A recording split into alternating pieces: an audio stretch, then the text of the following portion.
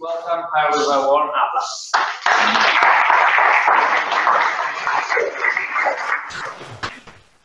Dziękuję bardzo za zaproszenie. But now I'm going to switch to English, right? So anyway, thanks a lot for having invited me, and I'm very happy to be able to speak here. And oh, that's it. I mean, I need to be reminded to really talk and do it. Okay, I'm going to do it now. So I'm going to talk about TensorFlow Probability, or its R wrapper tfprobability. Okay, neural networks are awesome, right? We agree? Yeah. We do, right? Who uses Keras in R? Yeah, not bad. Quite many people. Great, cool. So, okay, quickly to say, deep learning is state of the art in many fields by now. So definitely in image recognition, right? Classification tasks, also image segmentation, which is really important in many applied areas, and object detection. But it's not just image recognition for now, it's also like natural language processing. Last year there was there's been quite of a breakthrough lately in that, for language models, translation, and generation. But we also have domain modeling using embeddings, where you have a latent representation of a domain area. You can generate all kinds of stuff, right? Perhaps you've seen like generated faces, scenes, whatever, using GANs. Also tabular data like recommender systems. Deep learning is also totally successful there by now. And of course, playing games, right? AlphaGo, etc. Okay, that's all very nice, but what are we missing? Well, what do we get? We normally get point estimates from deep learning, right? So in regression, we have a single numeric prediction, or if we do segmentation, we have a single segmentation mask, or we get a single translation, or a single embedding, and so on. Yeah, okay, now you may be saying, but aren't there probabilities in somewhere, right? I've seen them doing Keras. So let's check this out a bit more in detail. Let's look at image classification as an example. So I've just, this is some kind of penguin. Now don't ask me what kind of, yeah. Wikipedia knows. And now we're just gonna have this classified by a pre-trained network. So this uses Keras in R, right? We can use pre-trained models like this mobile net model. We do some pre-processing of the image, and then we just ask that model to predict what is that, right? And so what does it say? So we get the 5 most likely predictions, and it starts with some kind of penguin. I guess it was that one, probably, right? And now we have this score column here. What does that say? We see there's a 0.98 whatever, and here stuff which is pretty close to 0. So this looks like it's pretty confident that this is a king penguin.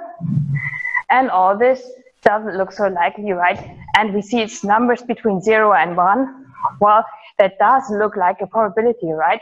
So don't we have a probability here? Or do another one. Might be more difficult, perhaps. I mean, this is a penguin too.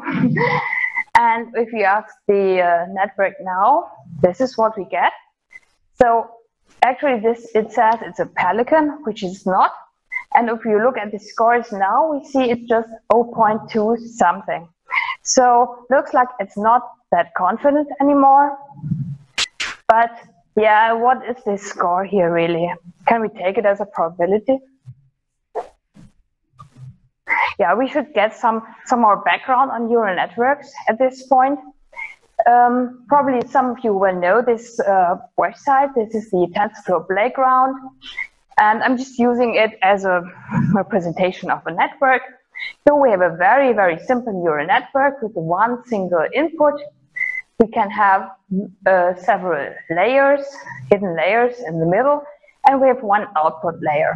So, and what you see here is a so-called fully connected network where every neuron in one layer is connected to every other neuron in the next layer. So basically that's the basic neural network, so to say. So that's a network, and then if you're gonna play around with that, what you can do when you're online, you can change stuff like, it's not readable now, but I want to point to this thing here, which is called activation. So I'm gonna go to that next. You can also play around with other stuff, but this is the important thing in this context. And let's see that for a single neuron. This is a perceptron from Wikipedia, but I'm just using it because it's one single neuron, which is what's important now. And here you see what's a neuron. Well, you have the input, which is these x's here. You have weights, dw. Then here, these are summed up. There is an f, which is something with that stuff. And you have the output. And here you have this same stuff as a formula. So we get that input, we sum it up, and then we do some transformation on that. Now let's see how that looks in code. So this is again Keras in R. We can build a simple sequential model and add one layer. This is how a layer looks, like a dense layer in Keras. And so here we have two dense layers, and for the middle one, the hidden one, I have this activation equals value. And this is this kind of function, this transformation, which does something with the aggregated input. And here in this case, for regression, you see it uses this value, which keeps the value as is if it's positive, and just sets it to 0 if it's negative. This is one possible activation. Now we're getting closer to the original question, yeah, what about probabilities or not? If we do classification, what we use is this sigmoid activation function. So again, here we have a dense layer, but at the end we have another dense layer with this sigmoid activation, and this squeezes the input, so it ends up between 0 and 1. So this basically is what we saw in this score with one modification. I'm going to get to that instantaneously, but this is why we see values between 0 and 1 there.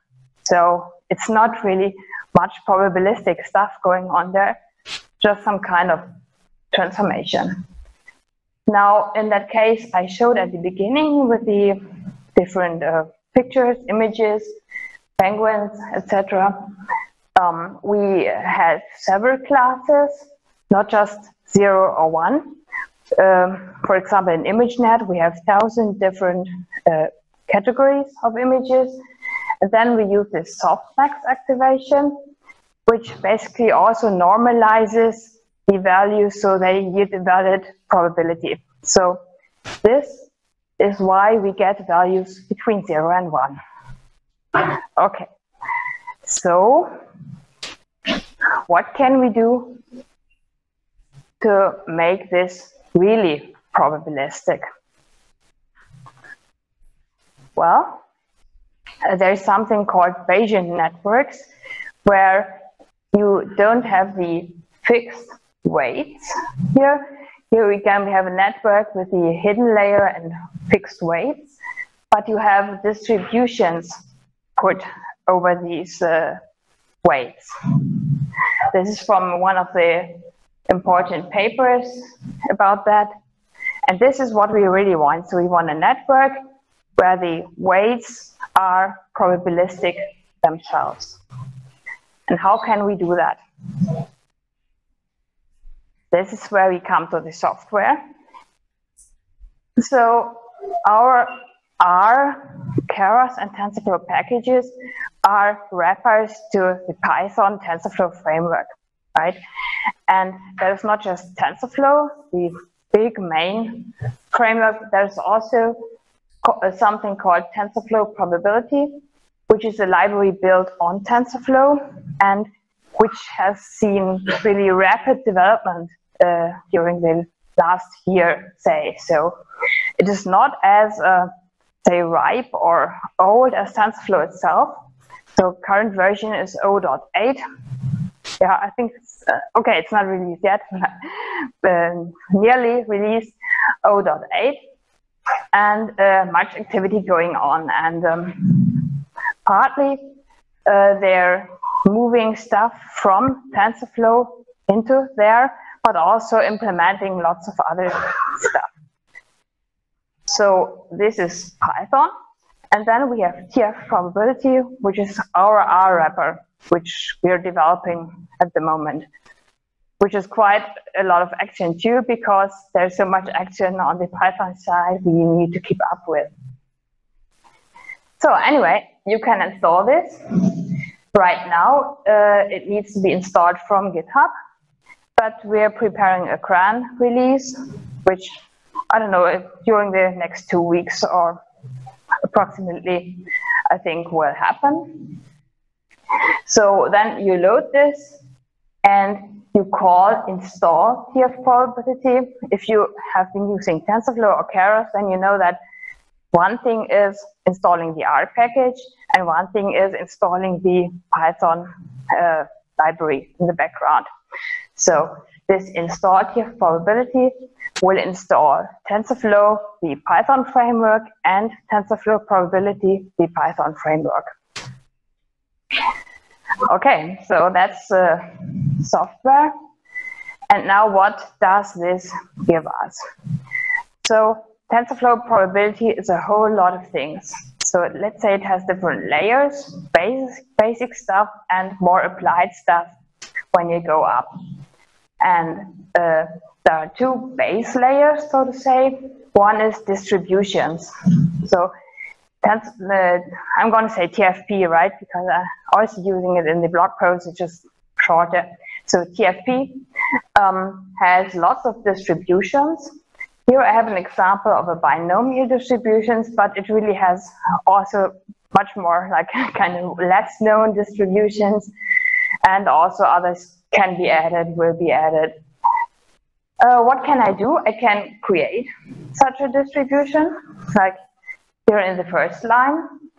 And then they have functions which operate on all these distributions, like calculate the mean of the distribution or the variance, or here we have the log probability. In some cases, they also have entropy, KL divergence.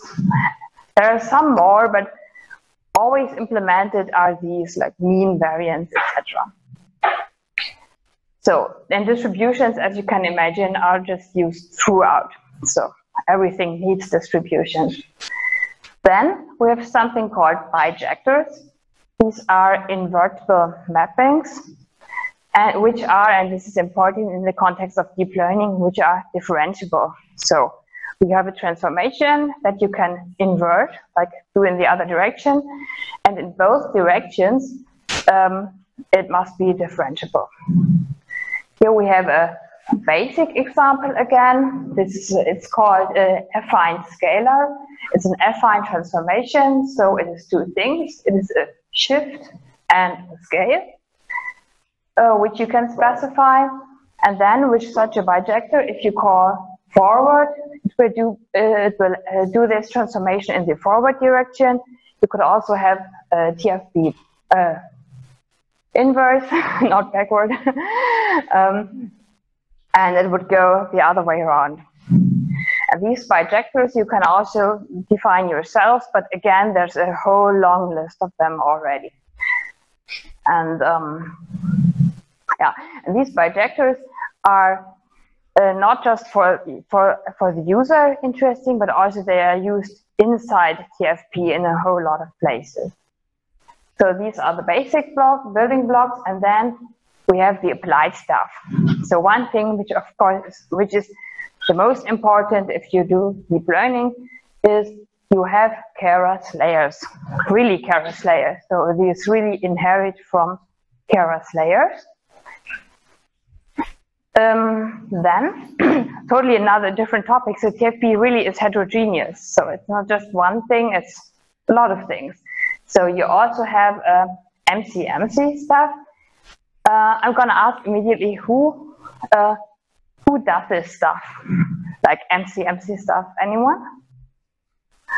Okay, this is fewer people than deep learning, I think, than Keras. Okay, I would have thought the other way around, but okay. So more like 4. Okay, cool. Anyway, I'm gonna have an example of that too. Variational inference exists also in several places. Then also state space models like Kalman filter. I also have an example for that. And there's also GLMs, which probably for our users is not like the most important thing to know about, but anyway, it exists.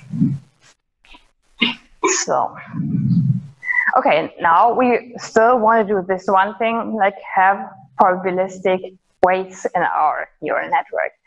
And how does all this help us? So, the main thing is this here. With TFP, neural network layers can be distributions. This is the main thing. So normally, if you have a Keras layer, you always have like this layer dense, or can have convolutional layers, LSTM layers, whatever. But all these are these deterministic layers, right? And now suddenly we have layers like layer, multivariate, normal, tri-L. Okay, they tend to have long names partly. So, but what happens? So, I mean, here we get at the end of this, we still get a point output, and now we have a distribution output. So the network ends in a distribution, really. How can we work with that? Well, it works like you define the loss differently. Yeah, normally, you know, like when you define a loss in a neural network, like MSE or categorical cross entropy, whatever, this is just directly computed on tensors. And here, that's different thing. Our output is a distribution, so we can't really. So how do we compare the predictions to the values? Well, this comparison really is the log probability. Right, so our loss is the log probability of the target y under the model. So it always looks like this line, which is pretty convenient. So I mean, imagine you implemented that yourself. You would have to do some kind of calculation like that yourself, but the framework gives it to you. So. And then it's normal Keras again. So here we have the normal Keras compile, right? And then the normal fit. And this is the basic principle which will make it possible to have this probabilistic stuff in neural networks. Okay, so for these layers, I had this one example with that long name. There is a lot more. This is a screenshot from the tfprobability documentation. So we have this GitHub repo, right? tfprobability, and on github.io we have the documentation, which is linked there. So you can go there, and then in the reference just scroll down and find all this kind of documentation. The interesting thing here now is, I don't know if you can really read it. It looks pretty small. These are all individual distributions, but here we have something called layer distribution lambda, which means, like, if perhaps you know in Keras, if you've used it, there's a lambda layer where you can do whatever you want. Of course, it has to compile, but here, like in that case, you can just theoretically define any distribution or whatever combination of distributions yourself. You will see this a lot in practical applications. So distribution layers. Okay, now we have this as a building block. How can we use that? Well, about uncertainty in neural networks, in general, you see two words quite often, two forms of uncertainty. There is aleatoric uncertainty and epistemic uncertainty. So one's Greek and one's Latin, I don't know, but let me say about the other one first. So this epistemic uncertainty refers to what we know about the world, so about what our model knows about the world.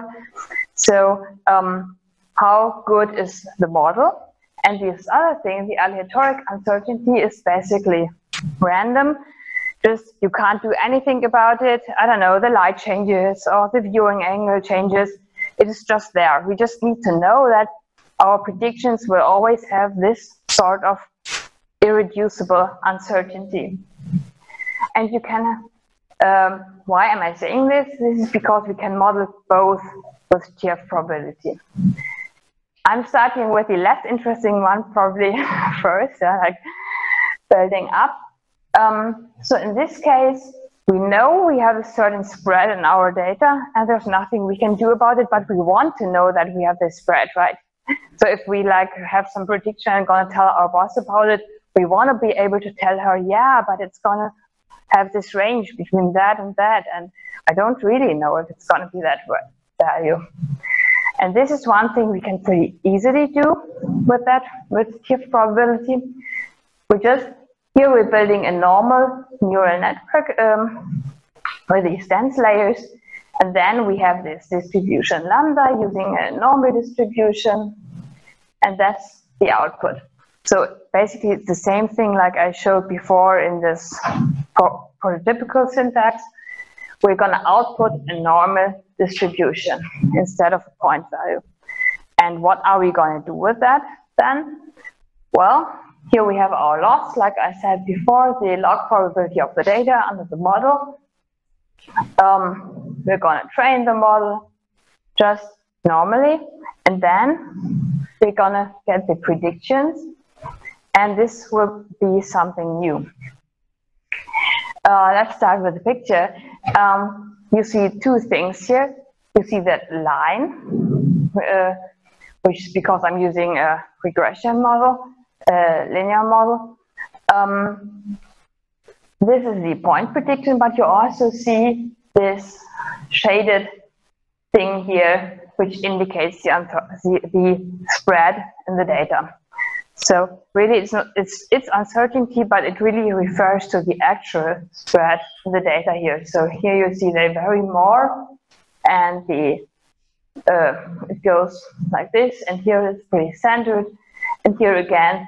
So the network knows that the spread in the data is gonna get more in that region. And how do we get this information from the network? Well, the line we get by computing the mean.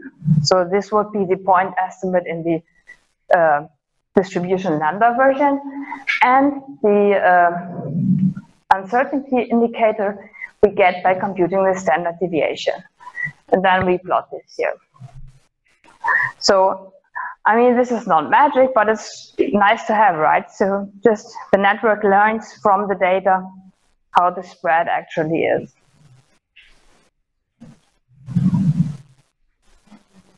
Okay, let's come and go to the next one, probably the more interesting one, right?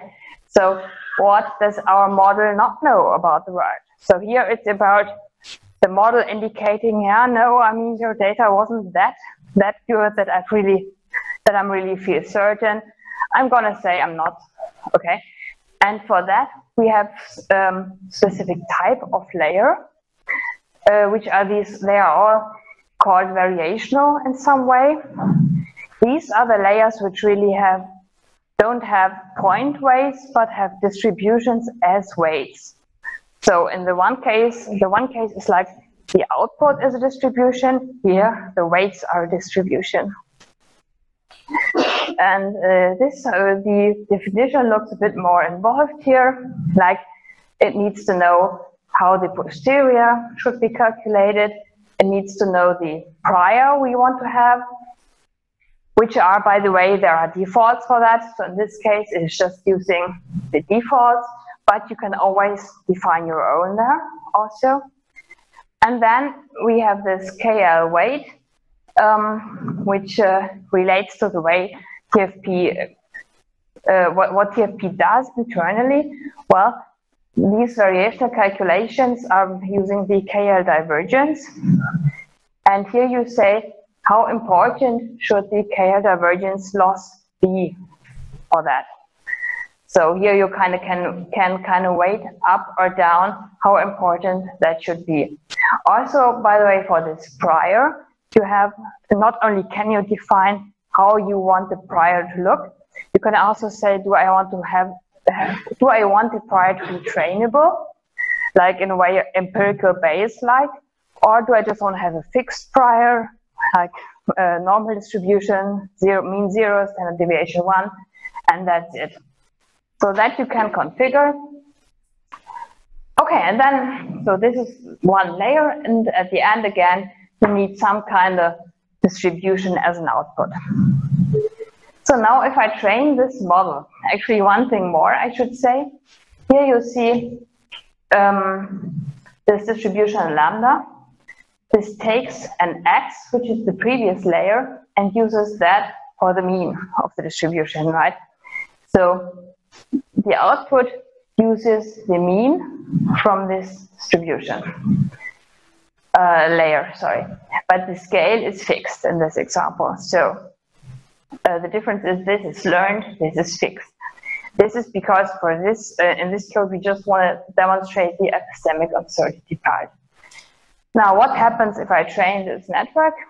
I can get something like this. Again, let's look at the picture. Now I don't just get one line, right? I get a bunch of lines. Exactly how often I'm going to ask the network, because every time I'm going to get a prediction, it is going to draw a different sample from the weights distribution. So every time we call predict, did I display it here? Yeah, actually this one, just one technical thing. So if you use Keras, you normally do predict. This doesn't work with TFP. You need to call, at the moment not at least, you need to really call the model on the data. So when I have this model with that in parentheses, I'm really getting the predictions. So what happens here is like I'm getting 100 predictions from the model and plotting them. And now, of course, so we've seen these two types of uncertainty. We can have both, right? Oh, actually, this slide comes first. Okay, this is just quickly just to say, what are they doing internally? They're using variational inference. Because where we have one exact distribution which we can't compute, and we're going to try to model that with an approximate distribution and reduce the KL divergence. So, but I want to get to the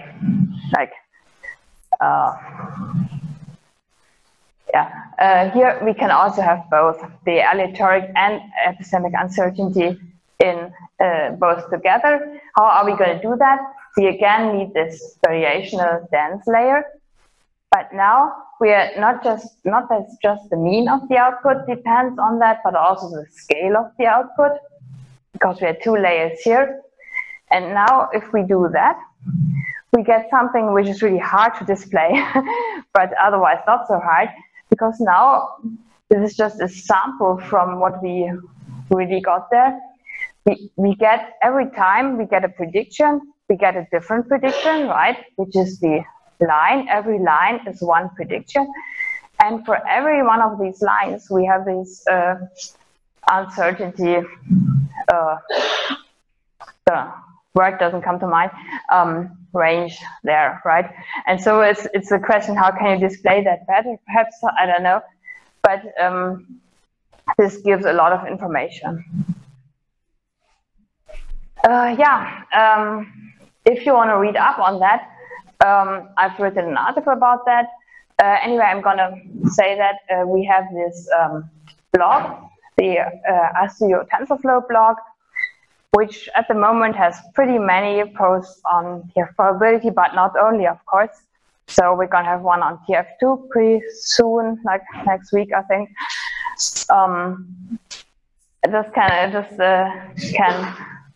Can recommend, if you're interested in TensorFlow and Keras from R, just follow the blog. It's not so many posts, but yeah, hopefully worth reading. And this example is explained in more detail there. Okay, this was deep learning. No, one thing before. Probably you're gonna ask, yeah, that's fine. So this is a variational layer, nice. Yeah, I mean weights over distributions over weights. What if I do image classification or segmentation? Well, there are also convolutional variational layers in TFP, but as you perhaps know, if you're using Keras, that is kind of not easy state at the moment, where TF2 is nearly there, or it's basically there, but you don't always know if everything works with TF2. And the TFP guys, which are a different group inside Google, I think they're really doing their best to keep up with the changes required by TF2. But in this area, I think they still have to do some modifications to the convolutional variational layers to really make them work with TF2. On the other hand, if anyway you do work with TF1, because it's there, then it's not a problem. Then I would encourage you to check that out. Otherwise, I hope they will migrate those layers to TF2 soon. Okay, that's for deep learning. Then just, yeah, we have plenty of time. What other ways are there to do any like uncertainty or probabilistic stuff with TFP? Well, there are still deep learning, but different thing, variational autoencoders. If you have used the variational autoencoders with Keras before, and not been using the eager execution stuff, but the really classic stuff, then you know it's pretty weird to code, not easy at all. It got easier with eager execution last year, but it's getting a lot nicer with TFP. So what's a variational autoencoder? Well, it's an autoencoder in that sense that we have input, which is probably high dimensional, like think image or something. And we have the output, which should be reconstructed, hopefully identically or as similarly as possible. And in the middle, we have some compressed representation. So far, compressed representation, that's just an autoencoder. What makes it a variational autoencoder? Well, variational autoencoders are probabilistic in that they sample from the compressed latent layer in the middle, and they have a very special goal. They want this latent layer to be interesting or useful. So we want an interesting latent code, and the variational autoencoders, for example, if you were modeling, I mean, in deep learning, MNIST, these digits 1 to 9 are popular example for code examples. And then if you are imagining I have an image, I have a digit, what kind of dimensions could there be semantically? Well, the stroke could be thicker or thinner, and there's a direction, like a 7 goes like so, and another digit goes different ways. So we want an informative latent code. Anyway, so just saying variational autoencoders are very cool, but used to be hard to code. Not anymore with TFP. With TFP, you don't have to compose different losses. You can, when you build your network, you just at the end add a layer for the KL divergence.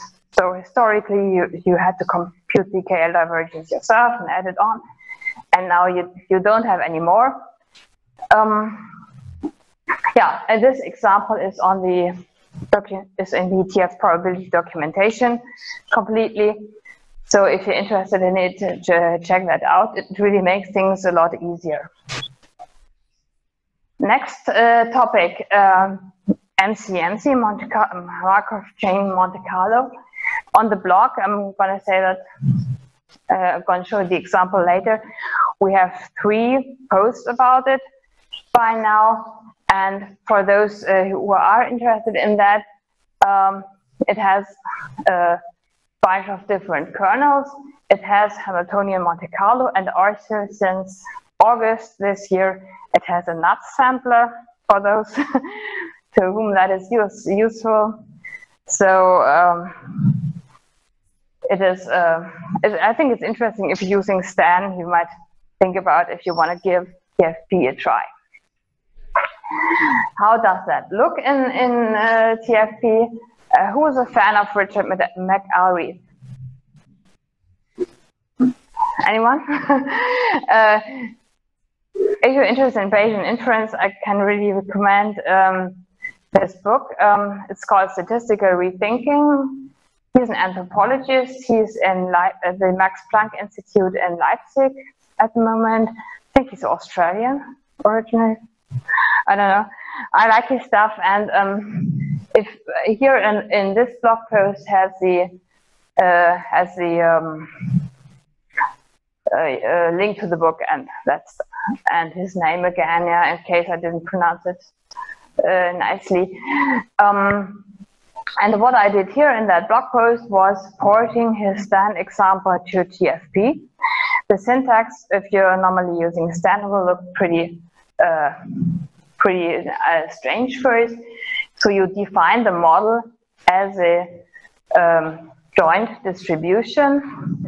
I think as we don't have just 4 Stan users or MCMC users, I'm not going to walk through the syntax in detail, but if you're interested in it, it is explained on the blog in detail. Anyway, so here we define the model. We need to define a loss. We've seen that log probability before.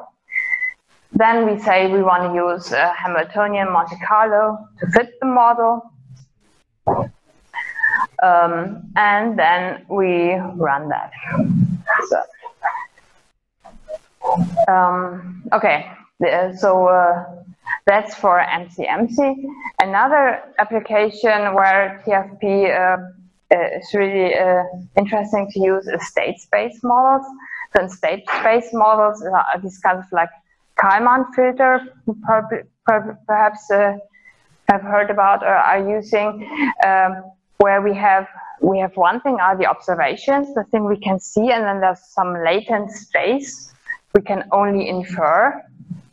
And the idea with Kalman filtering is at every new observation which comes in a Bayesian way, we update our view of the true state, right? Which is, yeah, interesting and useful model in many applications.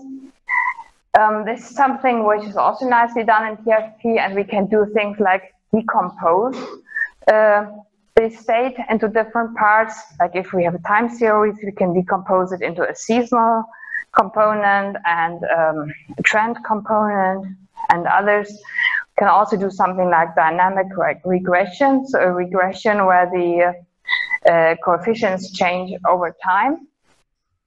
We can do Kalman smoothing and filtering, and of course we can do forecasting. Again, I have an example from the blog here. Here you see an example of I think this was a filtering in that case, because we want to take the noise out. The observations are noisy, but we want a not noisy latent state. And here we have 2 parameters filtered, and again, always with uncertainty estimates, which is kind of the overarching topic of the talk. I think, yeah, so that's basically it for the applications. Yeah, everything Bayesian, look for TFP, yeah, okay. I mean, there may be things, of course, which aren't there at the moment which you're looking for, but the cool thing is you can always ask for them. So in R, what we are doing is the wrapper, so we don't implement the the features like a new sampling method or whatever. But the Google guys are pretty open for when they have a mailing list. You can write there and ask, oh, can't you add that kind of whatever distribution I need for my whatever, right? And of course, it's especially open for PRs. So they're happy about contributions. Okay, to stay tuned, I recommend following the blog. Of course, blog is not just about TFP, but a lot of it, and just pick what's useful for you. And thanks a lot for listening.